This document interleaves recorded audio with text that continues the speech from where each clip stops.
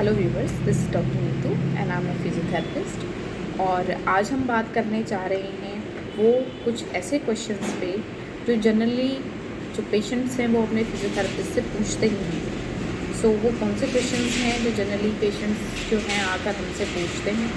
तो उनमें से सबसे पहला क्वेश्चन जो वो पूछते हैं आकर कि क्या फिजियोथेरेपी कराने से हमारी हड्डियाँ कमज़ोर हो जाएंगी।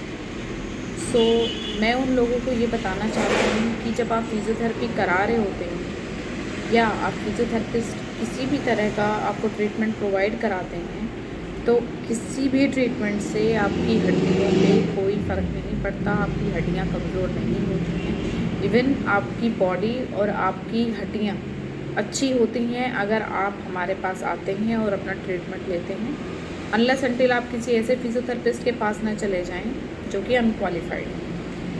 ओके, क्वेश्चन नंबर 2, तो डॉक्टर हम कितने दिनों में ठीक हो जाएंगे?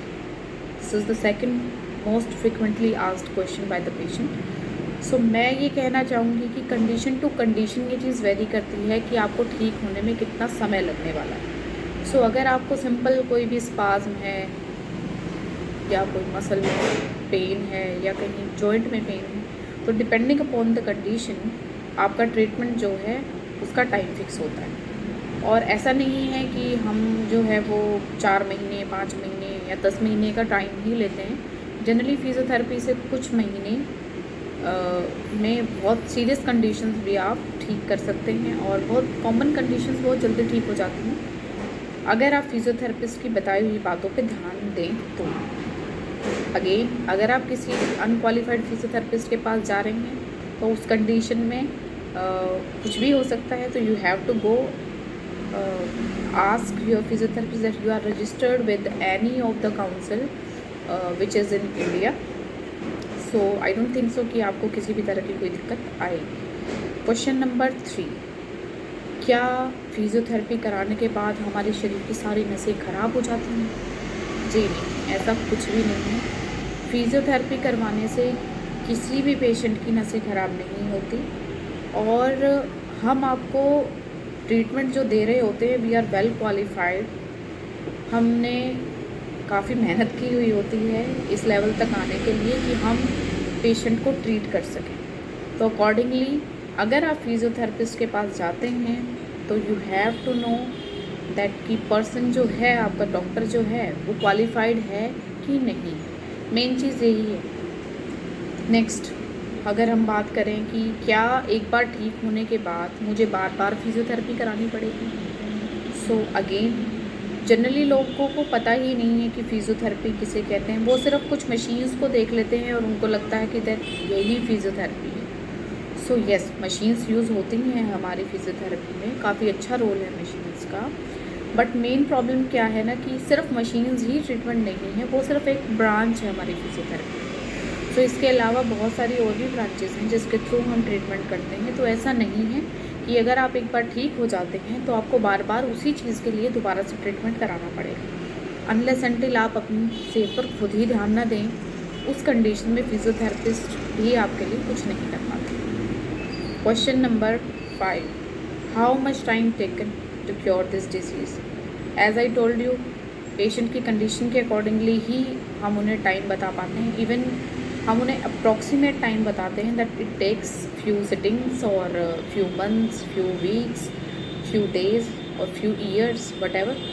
सो according to condition always treatment vary करता है। ट्रीटमेंट की मोडालिटीज़ वेरी करती हैं, मतलब ट्रीटमेंट में कौन कौन सी मशीन्स यूज़ होंगी वो भी उसके अकॉर्डिंगली वेरी करती हैं। नेक्स्ट, मेरे पास एक क्वेश्चन और पूछने वाले थे एक पेशेंट जिन्होंने मुझसे पूछा यस कि फिज़ियोथेरेपी करवाने से शरीर का सारा खून जल जाता है।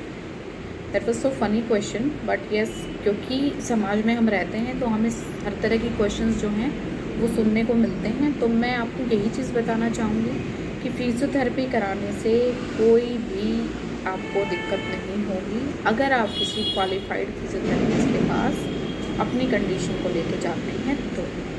सो ना तो खून ही ख़राब होता है, खून जलता है, ना हड्डी ख़राब होती है, ना ऐसा है कि आप उसके आदी हो जाते हैं। ठीक है, तो कोई भी इस तरह की परेशानी आपको फिजियोथेरेपी के साथ नहीं आने वाली। बस आपको ध्यान रखना है कि जो आपको चीज़ बताई जाए आप उसको फॉलो करें, अपने पोस्चर को करेक्ट रखें। अगर आप कोई डिज़ीज़ है जिसकी आप मेडिसिन ले रहे हैं और डॉक्टर ने आपको मेडिसिन प्रिस्क्राइब की हैं, तो आप एक बार फिजियोथेरेपिस्ट से भी उस चीज़ को लेके कंसल्ट करें कि क्या ये मेडिकेशंस किसी तरह से थेरेपी में दिक्कत पैदा करेंगी। मतलब आप अपने थेरेपिस्ट को ऑलमोस्ट सारी चीज़ें पहले क्लियर बताएं। इस कंडीशन के साथ अगर आप फिजियोथेरेपिस्ट के पास जाते हैं तो you will be 100% cure accordingly the conditions I told you again. Okay, so अगर आपको कोई भी क्वेश्चन हमारी फिजियोथेरेपी फील्ड के रिलेटेड हो तो आप हमसे पूछ सकते हैं। लेकिन हाँ, अपने दिमाग में कोई भी डाउट ना रखें। किसी भी प्रोफेशन को लेके आप किसी स्पेशलिस्ट से उस चीज़ को लेके कंसल्ट करें कि मुझे आपके प्रोफेशन से रिलेटेड ये डाउट है, तो मस्ट बी वो आपका जो है डाउट जो है वो क्लियर करेंगे। बट अपने दिमाग में कोई भी अननेसेसरी आप डाउट ना क्रिएट करें। So thank you so much. आप सब हेल्दी रहें, मेरी यही कामना है। Thank you so much.